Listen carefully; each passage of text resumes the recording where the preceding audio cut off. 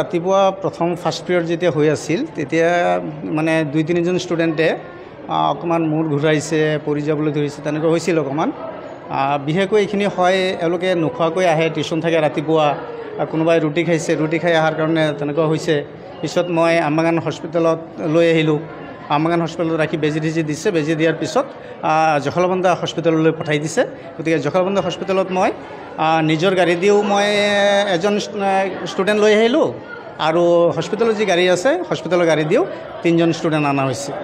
এনেকৈ total 5জন student ইয়াত আহিছে। আজি জখলাবন্ধা হস্পিটেললৈ অনা হৈছে, আমবাগান গাৰ্লছ হাই স্কুল।